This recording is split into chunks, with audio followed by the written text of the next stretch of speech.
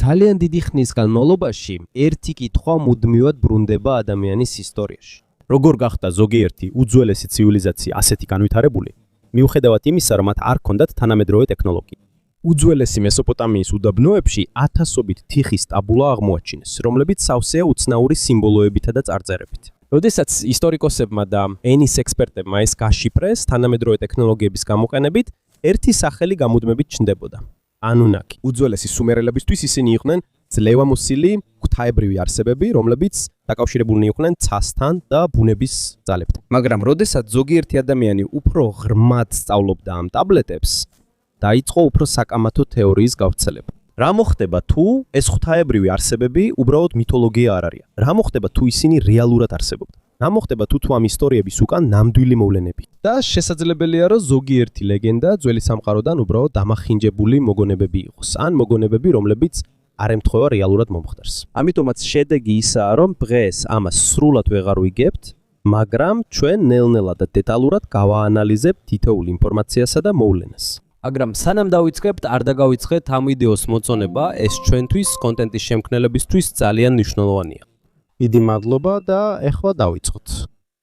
სანამ თეორიებზე გადავიდოდეთ, ჯერ უნდა გავმიჯნოთ გადასტურებული ისტორია და თანამედროვე ეპოქა. სპეკულაცია. დღეს ინტერნეტის გამო ხშირად ერევათ ნამდვილი არქეოლოგია და სამეცნიერო ფანტასტიკა. სწორედ აქ იწყება ანუნაკების ნამდვილი საიდუმლოება. იმ ადგილას, რომელიც დღეს ერაყის ნაწილია, ჩამოყალიბდა მსოფლიოში ერთ-ერთი უძველესი ცნობილი ცივილიზაცია სუმერები. ისტორიკოსებისა და არქეოლოგიური ჩანაწერების მიხედვით, სუმერის ქალაქები გაჩნდა დაახლოებით ჩვენს ერამდე 4500 წელს. აქ აშენდა ისეთი ქალაქები, როგორიცაა ური, ურუკი და ერიდუ, ტიგროსისა და ევფრატის მდინარეებთან ახლოს. მიუხედავად ძლიერი სიცხისა და მშრალი გარემოსი, მათ შექმნეს განვითარებული სარწყავი სისტემები, რათა წყალი მიეწოდებინათ ნათესებისთვის. ამის შედეგად სოფლის მეურნეობა გაფართოვდა და მათი ქალაქები სწრაფად გაიზარდა. ისტორიკოსებისა და ისეთი ინსტიტუტების, როგორიცაა ბრიტანიკა და პენ მუზეუმი, კვლევების მიხედვით, სუმერები ასევე იყვნენ ერთ-ერთი პირველი, ვინც გამოიყენა ორგანიზებული წერითი სისტემა, რომელსაც ლუსმული დამწერლობა ეწოდება. ეს უბრალოდ ნახატი არ იყო. ისინი იყენებდნენ ვუსნოვან სიმბოლოებს თიხის ფირფიტებზე. ვაჭრობის, კანონების, გადასახადების, რელიგიისა და ასტრონომიული დაკვირვებების ჩასაწერად. სხვა სიტყვებით ვთქვათ, აქედან დაიწყო ადამიანის ისტორიის მრავალი ნაწილის მუდმივ ჩანაწერად ქცევა. ერთ-ერთი ყველაზე ხშირად ნახსენები მათ რელიგიურ ტექსტებში არის ანუნაკი. მაგრამ მნიშვნელოვანია ეს განმარტოთ. ისტორიკოსებისა და ასირიოლოგების უმეტესობის თქმით, ანუნაკი მესოპოტამიური ცივილიზაციების რელიგიური რწმენის სისტემის ნაწილი. ისინი ოფიციალურად არ აღიარებიან როგორც უცხოპლანეტელები ან უცხოპლანეტელი სტუმრები. თანამედროვე არქეოლოგიაში. სინამდვილეში ოქსფორდის უნივერსიტეტის სუმერული ლიტერატურის ელექტრონული ტექსტების კორპუსში არსებული უძველესი ტექსტების თარგმანების მიხედვით, ანუნაკი ჩვეულებრივ აღნიშნავს ღმერთების ჯგუფს, რომლებიც დაკავშირებულნი არიან ცასთან, მიწასთან და ქვესკნელთან სუმერულ მითოლოგიაში. მაგრამ რატო დაუკავშირდა ისინი უცხოპლანეტელთა თეორიებს? იმიტომ რომ თანამედროვე ეპოქაში რამდენიმე ავტორმა მისცა ალტერნატიული ინტერპრეტაცია უძველეს ტაბლეტებს. ერთ-ერთი ყველაზე ცნობილი მათგანი იყო ზექარია სიჩინი. მის წიგნებში 1970-იან წლებში მან თქვა, რომ ნაკები იყვნენ განვითარებული არსებები სხვა პლანეტიდან, რომლებიც ეცვივნენ დედამიწას უძველეს დროს. მაგრამ მესოპოტამიური ენების მრავალი ექსპერტის თქმით, სიჩინის ბევრი თარგმანი არ არის მიღებული აკადემიურ წრეებში. ბევრი ასირიოლოგი ამბობს, რომ ორიგინალ სუმერულ ტექსტებში არ არსებობს მკაფიო მტკიცებულება, რომ ანუნაკები უცხოპლანეტელი რასაა. ეს ნიშნავს, რომ ანუნაკების როგორც უცხოპლანეტელების თეორია მხოლოდ ჰიპოთეზაა და არა არქეოლოგიის ოფიციალური დასკვნა, არამედ მხოლოდ თანამედროვე ინტერპრეტაცია. მაგრამ მიუხედავად ამისა, საზოგადოების ცნობის მოყარეობა მაინც არ ქრება. რადგან რაც უფრო მეტად იკვლევენ სუმერებს, მით უფრო ირკვევა, რამდენად განვითარებულები იყვნენ ისინი თავიანთ ეპოქაში. მაგალითად, მათ გამოიყენეს მათემატიკური სისტემა, რომელიც დაფუძნებულია რიცხვ 60-ზე, დღემდე ვიყენებთ ამას დროის აღრიცხვაში და გეომეტრიაში. 60 წამი 1 წუთში და 360 გრადუსი 1 წრეში. მათ ასევე ჰქონდათ ორგანიზებული სამართლებრივი სისტემები, აღრიცხვის მეთოდები და დიდი ტაძრის სტრუქტურები, რომლებიც ცნობილია როგორც ზიგურატები. ამ შენობებიდან ზოგი აშენებული იყო მხოლოდ თიხის აგურებით, მაგრამ ისინი ძალიან დიდხანს გაძლეს. მათი ცის შესწავლად შთამბეჭდავი იყო. ისტორიკოსების თქმით, სუმერელები რეგულარულად აკვირდებოდნენ ვარსკვლავების, მთვარის და ხილული პლანეტების მოძრაობას. ეს მნიშვნელოვანი იყო კალენდრების და სასოფლო-სამეურნეო ციკლების შესაქმნელად. თუმცა, არსებობს რამდენიმე ინტერნეტ თეორია, რომელიც ამტკიცებს, რომ ეს შეუძლებელი იქნებოდა განვითარებული არსებების დახმარების გარეშე. აკადემიური წრეების ექსპერტების თქმით, ეს შეუძლებელი არ არის. ბევრმა არქეოლოგმა ახსნა, რომ ცივილიზაცია ნელ-ნელა ვითარდებოდა დიდი ხნის განმავლობაში, როდესაც საკვების მიწოდება სტაბილურია და საზოგადოება ორგანიზებულია, უფრო მეტი ადამიანი ახერხებს კონცენტრირებას ინჟინერიაზე, მეცნიერებაზე, ასტრონომიაზე და წერაზე. და აქ ცნდება დიდი პრობლემა. ბევრ ვირუსულ დოკუმენტურ ფილმში ონლაინ. ზოგჯერ ისინი მითოლოგიას წარმოაჩენენ როგორც დადასტურებულ ისტორიას. მაგალითად, ვირუსულად გავრცელებული მტკიცებები არსებობს, რომ სუმერელების ზოგიერთი კვეთა ასახავს რაკეტებსა და კოსმოსურ ხომალდებს ან თანამედროვე ტექნოლოგიას. მაგრამ ბევრი ექსპერტის თქმით, მათი უმეტესობა უბრალოდ რელიგიური სიმბოლოებია.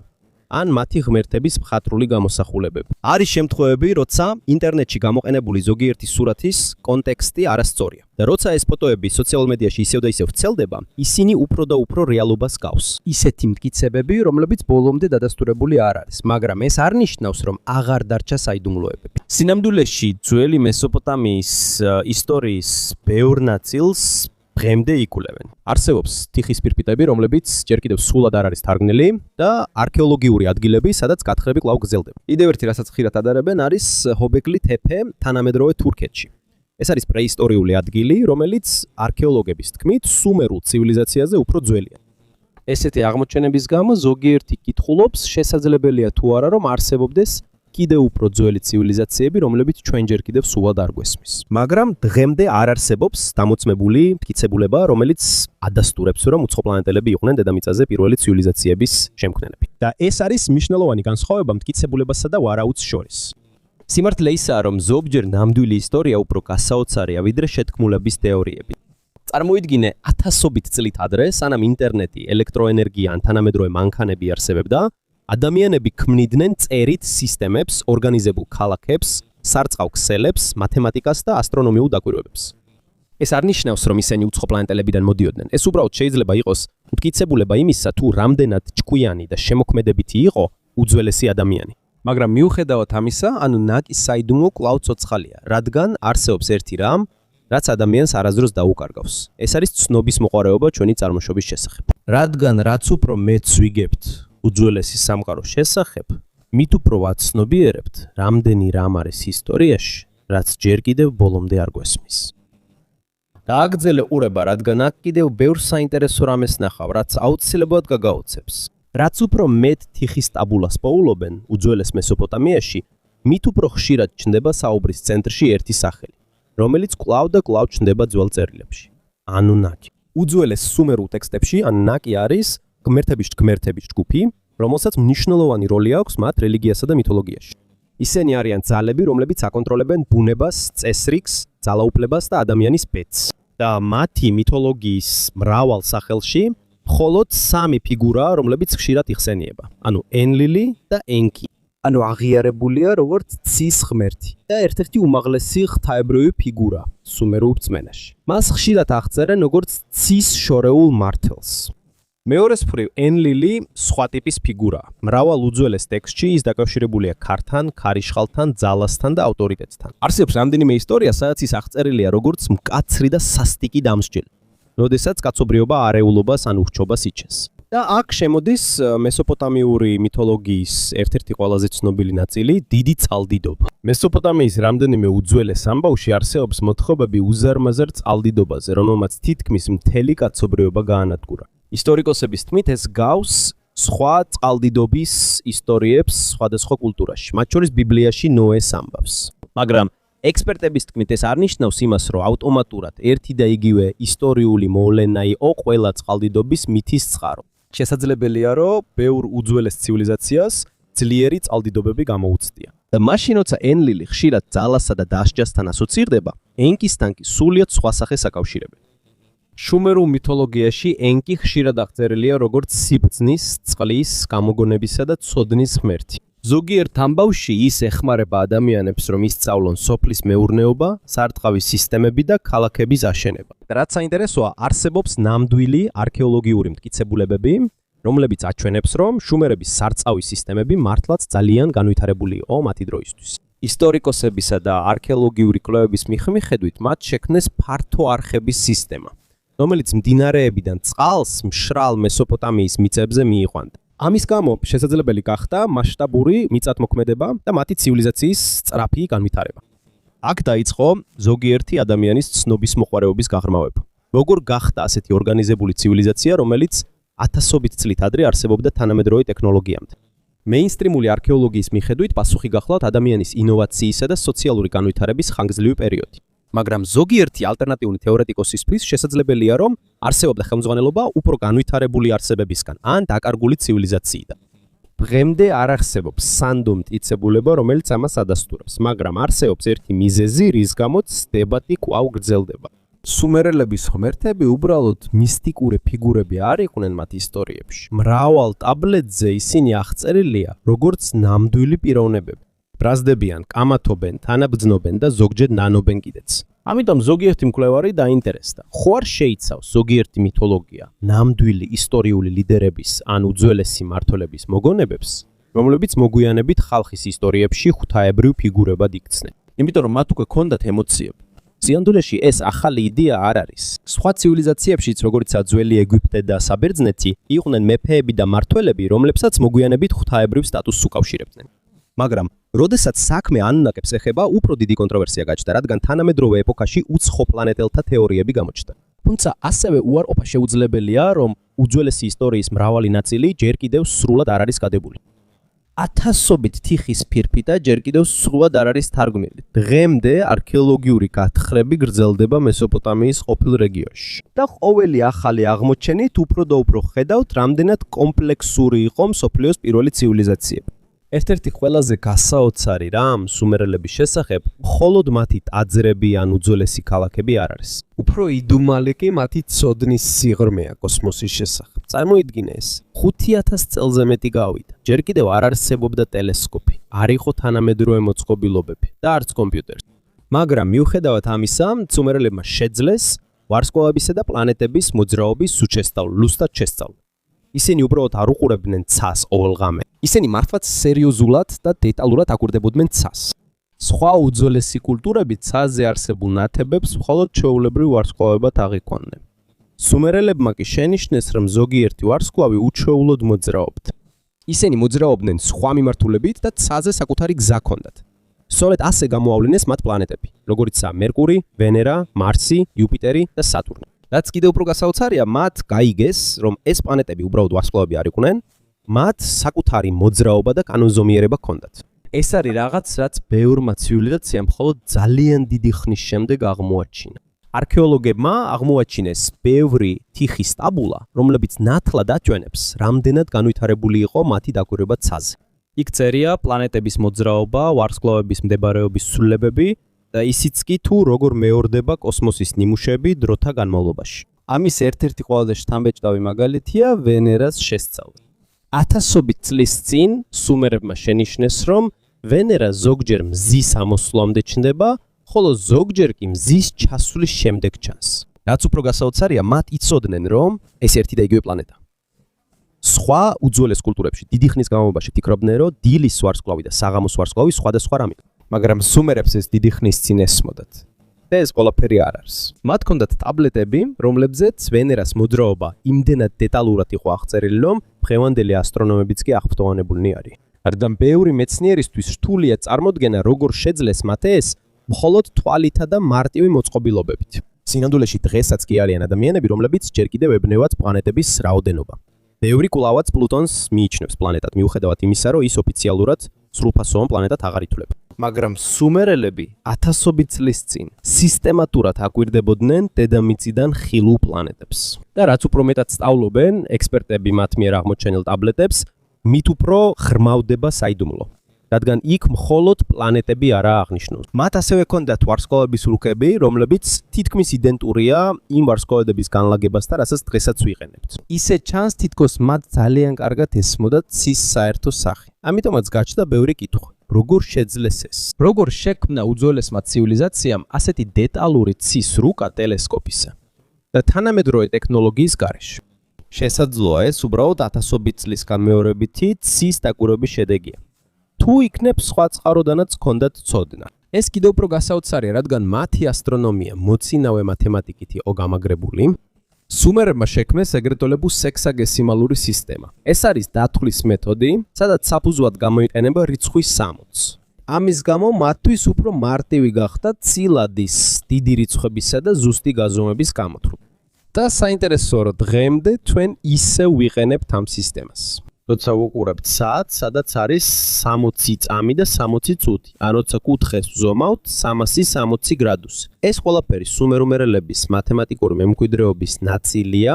დროთა განმავლობაში არქეოლოგები კიდევ უფრო მეტ ტაბლეტს პაულობენ. და ბევრი მათგანი შეიცავს რთულ გამოთვლებს ფუარის დაბნელების, პლანეტების მოძრაობისა და ასტრონომიული ციკლების შესახებ. არსებობს კიდევ ერთი ცნობილი არტეფაქტი, რომელიც ცნობილია როგორც ამისადუკას ვენერას ტაბლეტი. ეს ტაბლეტი, რომელიც თარიღდება დაახლოებით ძველი წელთაღრიცხვის 1600 წლით შეიცავს დეტალურ ჩანაწერებს ვენერას ციკლის შესახებ. და ბევრი თანამედროვე ასტრონომის თქმით, გასაოცარია, რამდენად ზუსტია ეს ესეთი ძველი დოკუმენტისთვის. იმ დროს მათ არც ტელესკოპი ჰქონდათ, არც სატელიტი, მაგრამ როგორღაც მაინც შეეძლოთ გამოეცნოთ, როდის გამოჩნდებოდა ვენერა ისევ თავის სწორ პოზიციაზე. აქ კი ისტორიკოსებს შორის დებატი კიდევ უფრო მწვავდება. როგორ შეძლეს სუმერებმა ასეთი დონის ცოდნის მიღება? მრავალი მეცნიერის აზრით ეს შესაძლოა უბრალოდ ძალიან ხანგრძლივი დაკვირვების შედეგი იყოს. მრავალი თაობის განმავლობაში მწიგნობრები ფრთხილად იწერდნენ ცის მოძრაობებს. სანამ ნელ-ნელა უფრო ზუსტი გაგება არ ჩამოუყალიბდათ. და სიმართლე ვთქვათ, ამ ახსნას აზრი ნამდვილად აქვს, მაგრამ სხვებისთვის კიდევ არსებობს კითხვები, რომლებზეც სრულად პასუხი არ დაცემ. მაგალითად, როგორ შეძლეს მათ შორეული პლანეტების ესეთი წვრილი მოძრაობების თვალით დაკვირვება? მართლა საკმარისია უბრალოდ დაკვირვება ესეთი სიზუსტის მისაღწევად? ამიტომ ზოგიერთი მკვლევარი ფიქრობს, რომ მათი ცოდნა შეიძლება უფრო ძველი წყაროდან მოდიოდეს. შესაძლებელია, რომ არსებობდა უფრო ადრეული ცივილიზაცია. სუმერებამდე არსებობდნენ კულტურები, რომლებიც დიდი ხნის წინ გაქრნენ ისტორიიდან, მაგრამ დატოვეს ცოდნა, რომელიც შემდეგმა თაობებმა მიიღეს. ზოგი მიუთითებს ისეთ უძველეს ადგილებზე, როგორიცაა ჰობეკლი ტეპე, უძველესი არქეოლოგიური ადგილი, რომელიც თითქმის 12000 წლის წინ აშენდა. სხვა ადამიანებისთვის შესაძლებელია ამ უძველეს კულტურებს ჰქონდეთ კავშირი მეზოპოტამიაში განვითარებული მოცინავე ცოდნის წარმოშობასთან. და რა თქმა უნდა, აქ ყოველთვის იქნება ამბები ანუნაკებზე. უძველეს ტაბლეტებზე ისინი აღწერილნი არიან როგორც არსებები, რომლებიც თითქოს ციდან ჩამოვიდნენ და ადამიანებს ასტრონომია, მათემატიკა და ინჟინერია ასწავლეს. უნებრივია, რომ ამას ისტორიკოსების ძირითადი ნაწილი მითოლოგიიდან სიმბოლურ ამბად მიიჩნევენ, მაგრამ ბევრისთვის მაინც შემაძრწუნებელია იმის გაფიქრებაც, თუ რამდენად ახლოსაა ზოგიერთი ლეგენდა არქეოლოგიის რეალურ აღმოჩენებთან. და რაც უფრო მეტად იკვლევენ სუმერებს, მით უფრო ნათელი ხდება, რომ ცის დაკვირვების მიზეზი მხოლოდ ცნობის მოყარეობა არ იყო. ეს პრაქტიკული მნიშვნელობისაც იყო მათი გადარჩენისთვის. მათ გამოიყენეს ფუარის, მზისა და პლანეტების მოძრაობა, რათა შეექმნათ ყველაზე პირველი კალენდარული სისტემები. ამის წყალობით მათ შეეძლოთ გაეგოთ, როდის მოვიდოდა წყალდიდობა, როდის იყო დათესვის სწორი დრო და როდის უნდა ჩაეტარებინათ რელიგიური დღესასწაულები. მოკლედ რო ვთქვათ, მათი ცოდნა ცაზე იყო მათი მთელი ცივილიზაციის ერთ-ერთი საფუძველი. მაგრამ დღემდე რჩება დიდი საიდუმლო. როგორ შეძლო ერთმა უძველესმა საზოგადოებამ ასე ადრე ადამიანის ისტორიაში გაეგო სამყაროს მოძრაობა? ნუ თუ ეს მხოლოდ შრომის, დაკვირვების და ხანგრძლივი შესწავლის შედეგია. თუ არსებობს კიდევ უფრო ღრმა ისტორია, რომელიც ჯერ ბოლომდე არ გვესმის. შესაძლოა თუ არა, რომ ზოგიერთი უძველესი ლეგენდა ციდან მოსულ არსებებზე რეალურ მოვლენებს ეფუძნებოდეს. ცოდნის ან გამოცდილების მოგონებები, რომლებიც თაობიდან თაობას გადაეცემოდა. რაც უფრო ღრმად ვიკვლევთ სუმერელთა საიდუმლოებებს, მით უფრო უცნაური ხდება კითხვები. რადგან ბოლოს შეიძლება არა მხოლოდ ერთი უძველესი ცივილიზაციის ისტორია აღდგეს, არამედ მთლიანად ჩვენი წარმოდგენა ადამიანის ცოდნის წარმოშობაზე. ადამიანის ისტორიის განმავლობაში მრავალი ცივილიზაცია განვითარდა იმ ცოდნის წყალობით, რომელიც წინა თაობებმა გადასცეს. მას რატა უნდა იყვნენ სუმერელები განსხვავებულები? შესაძლოა მათი განვითარებული ცოდნა, დაკვირვების, სხვა კულტურებიდან მიღებული მემკვიდრეობისა და იმ წარსულის შესახებ ინფორმაციის კომბინაცია იყო, რომელიც ჩვენ ჯერ კიდევ სრულად არ გვესმის. და დღემდე ეს კითხვა კვლავ რჩება. სუმერელების საოცარი ცოდნა მხოლოდ შრომისა და დაკვირვების შედეგი იყო. თუ მათი სიბრძნის უფრო ძველი წყარო არსებობდა, რომელიც ისტორიას სამუდამოდ დაეკარგა. რაც უფრო მეც ვიგებთ უძველეს სამყაროს შესახებ, მით უფრო ღრმავდება საიდუმლოება. და იქმნება ადამიანის ცოდნის წარმოშობის შესახებ სიმართლე უფრო უცნაურია, ვიდრე გონი. გარდა მათი განვითარებული ცოდნისა, კიდევ ერთი საიდუმლო არსებობს, რომელიც განმეორებით ჩნდება უძველეს სუმერულ ტაბულებზე. თიხის ტაბულებზე, რომლებიც აღმოჩენილია ისეთ ქალაქებში, როგორიცაა ური და ურუკი, აღწერილია ზემოდან მოსული არსებები, რომლებიც ჩამოვიდნენ ციდან და ჩაერივნენ ადამიანის ცხოვრებაში. მაგრამ მათი აღწერის წესი უჩვეულოა. ისინი უბრალოდ ღმერთები არ არიან, რომლებსაც შორიდან ეთაყვანებიან. ბევრ ისტორიაში ისინი პირდაპირ ესაუბრებიან ადამიანებს. ისინი აძლევენ ბრძანებებს, ასწავლიან უნარებს და ზოგჯერ თითქოს თავადვე ხელმძღვანელობენ ქალაქების და ცხოვრების წესის ჩამოყალიბებას. უძველეს ატრახასისის ისტორიაში მაგალითად ეს არსებები აღწერილია როგორც ისინი, ვინც ასწავლიან სარწავი სისტემებისა და სოფლის მეურნეობის შესახებ ძალიან დეტალურად და პრაქტიკულად. ხოლო ნაენკისა და ნინმას ლეგენდაში არის ნაწილები, რომლებიც თითქოს აჩვენებენ კაცობრიობის შექმნასა და მართვას სიმბოლური ენის გამოყენებით. ამიტომაც ზოგიერთი მკვლევარი სვამს კითხვას, რატომ გვანან ანუნაკები უფრო განვითარებულ მასწავლებლებს ან მართველებს, ვიდრე ჩვეულებრივ მითოლოგიურ ღმერთებს. რა თქმა უნდა, ტრადიციული ისტორიკოსებისთვის ეს ამბები მხოლოდ მითოლოგიაა და ეს ნორმალურია, რადგან ბევრი უძველესი კულტურა იხენებდა ლეგენდებს სამყაროს ასახსნელად. მაგრამ სუმერული ამბების თანმიმდევრულობაში რაღაც უჩვეულო. ისინი განმეორებით აღნიშნავენ, რომ მათი სიბრძნე მოდის არსებებისგან, რომლებიც ციდან ჩამოვიდნენ. მე-20 საუკუნეში მწერალმა ზექარია სიტჩინმა კიდევ უფრო გაავრცელა ეს იდეა.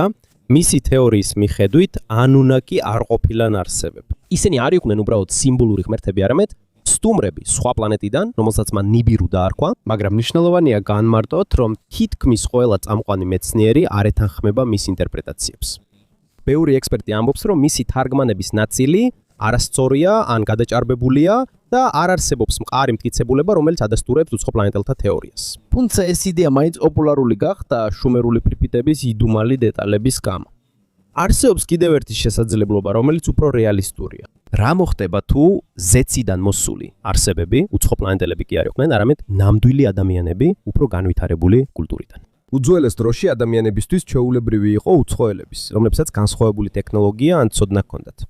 ღვთაებრიობად ან ზებუნებრივად მიეჩნიათ. შესაძლებელია, რომ მაშინ მოგზაურები ან დასახლებულები იყვნენ, რომლებმაც სუმერში ახალი ცოდნა შეიტანეს და შემდეგ მათი მითოლოგიის ნაწილი გახდნენ. კიდევ ერთი არტეფაქტი, რომელზეც ხშირად კამათობენ, არის VE-253 ცილინდრი, VE-2. ზოგიერთი მკვლევარისთვის, როგორც ჩანს, ეს არტეფაქტი მზის სისტემას აჩვენებს იმ დროს, როდესაც ტელესკოპი ჯერ არ არსებობდა. მაგრამ ბევრი მეცნიერის აზრით შესაძლებელია, რომ მისი დიზაინი უბრალოდ სიმბოლური იყოს. სწორედ აქ კიდევ უფრო ღრმავდება ეს საიდუმლო. არ არსებობს მტკიცებულება, რომ უძველეს დროში უცხოპლანეტელი სტუმრები იყვნენ. მაგრამ დღემდე საიდუმლოდ რჩება, რატო არის ზოგიერთი ისტორია ციდან ჩამოსულ არსებებზე ასეთი დეტალური. წარმოგიდგენთ, თითქოს ცდილობა აწყო უზარმაზარი პაზლი, მაგრამ მისი ნახევარი ნაწილი დაკარგულია და ინსტრუქციები დაწერილია ენაზე, რომელსაც თითქმის აღარავინ ესმის. ზუსტად ასეთ მდგომარეობაში არიან ისტორიკოსები და არქეოლოგები, როცა საქმე შუმერებსა და ანუნაკების საიდუმლოს ეხება. კი, ათასობით თიხის ტაბლეტი უკვე აღმოჩენილია. არსებობს უძველესი არტეფაქტები, ჩუქურთმები და დეტალური ამბები. მაგრამ დღემდე მათი ნამდვილი ისტორიის სურათი ჯერ კიდევ არასრულია. და რაც უფრო გასაკვირია, ხშირად ექსპერტებიც ვერ თანხმდებიან ერთმანეთთან. იმაზე, რას ნიშნავს მათი აღმოჩენები. ერთ-ერთი ყველაზე დიდი დებატი თარგმანთან არის დაკავშირებული. სუმერული ენის თარგმნა ადვილი არ არის. ეს ენა ათასობით წელი აღარ გამოიყენება. და ბევრი სიტყვას შეიძლება სხვადასხვა მნიშვნელობა ჰქონდეს კონტექსტის მიხედვით. თუნდაც მცირე ცვლილება თარგმანში შეიძლება მთლიანად შეცვალოს ტაბლეტის ინტერპრეტაციით. მაგალითად, დღემდე მეცნიერები ჯერ კიდევ დაობენ ზოგიერთი ქების ნამდვილი მნიშვნელობის შესახებ, რომლებიც ანუნაკებზეა დაწერილი. მართლა სიტყვასიტყვით ნიშნავს ეს ასებები, რომლებიც ციდან ჩამოვიდნენ, თუ ეს უბრალოდ პოეტური ენაა, რომლითაც აღწერენ თავიანთი ღმერთების ან მეფეების ძალას და მაღალ სტატუსს. კიდევ ერთი დიდი პრობლემა არქეოლოგიური მტკიცებულებების ნაკლებობა. ბევრი ტაბულა დაზიანებულია, ნაწილები აკლია, ან ჯერ კიდევ მიწაშია ჩამარხული. და თუნდაც ყველაზე ლამაზი არტეფაქტები, რაც აღმოაჩინეს, ხშირად მხოლოდ დიდი ამბის ფრაგმენტებია. თითქოს წიგნის შუაგული და რამდენიმე გვერდი გიფოვია. არც დასაწყისი აქვს და არც დასასრული. ამიტომ ბევრი კითხვას არ აქვს ნათელი პასუხი. არსებობს რამდენიმე სუმერული ტექსტი, რომლებიც თითქოს ასტრონომიულ ცოდნას აღწერს, რაც იმ დროისთვის უფრო განვითარებულად ჩანს, ვიდრე მოსალოდნელი იყო. ასევე არსებობს დებატები პლანეტაზე, რომელსაც ნიბირუ ქვია და რომელიც ძველი ტექსტების ზოგ საკამათო ინტერპრეტაციაშია მოხსენიებული. ეს არ არის მიღებული ფართოდ აღიარებულ ასტრონომთა წრეებში, მაგრამ მაინც რჩება სუმერული საიდუმლოებების ანხილვის ნაწილად. თუნდაც ყველაზე სკეპტიკური მეცნიერები აღიარებენ, რომ სუმერული ისტორიის ზოგიერთი ნაწილი რთულია სრულად ახსნას. ხანდახან პრობლემა ცნობის მოყვარეობის ნაკლებობა კი არ არის, არამედ ზედმეტი სიფრთხილე. აკადემიურ სამყაროში იდეები, რომლებიც ძალიან შორს მიდიან მიღებული ისტორიისგან, სწრაფად იწოდებიან როგორც მარგინალური ან ფსევდომეცნიერება. ეს ბუნებრივია, რადგან მტკიცებულება ძალიან მნიშვნელოვანია. მაგრამ ისტორიამაც აჩვენა, რომ ზოგჯერ ის, რაც ადრე შეუძლებლად მიიჩნეოდა, საბოლოოდ მიღებულ აღმოჩენებად იქცე. სუმერული ცივილიზაციის კიდევ ერთი საინტერესო ნაწილი მათემატიკაში სამოცობითი სისტემის გამოყენებაა. დღემდე ვიყენებთ ამ სისტემას დროისა და წრის გრადუსებში, მაგრამ საიდან მიიღეს მათ ესეთი პრაქტიკული და განვითარებული სისტემა? ნამდვილად ისინი იყვნენ ამის პირველი შემქმნელები, თუ კიდევ უფრო ძველი კულტურა იყო, რომელმაც მათზე გავლენა მოახდინა. საბოლოოდ სწორედ ამაზე ტრიალებს მთელი დებატი, უნდა უგულებელყოთ თუ არა ძველი ამბები, მხოლოდ იმიტომ, რომ მათი ინტერპრეტაცია რთულია. თუ უნდა შევისწავლოთ, ისინი უფრო ღრმად, რადგან შესაძლოა სიმართლის ისეთი ნაწილები იყოს, რომლებიც ჯერ კიდევ სრულად არ გვესმის. დღემდე სრულყოფილი პასუხი არ არსებობს, მაგრამ ერთი რამ ცხადია. უძველესი ისტორია ჯერ კიდევ დასრულებული ამბავი არ არის. და რაც უფრო მეც ვიგებთ, მით უფრო შესაძლებელია, რომ ადამიანის ნამდვილი ისტორია ბევრად უცნაური და უფრო იდუმალი იყოს, ვიდრე ჩვენ დიდი ხნის განმავლობაში გვჯეროთ.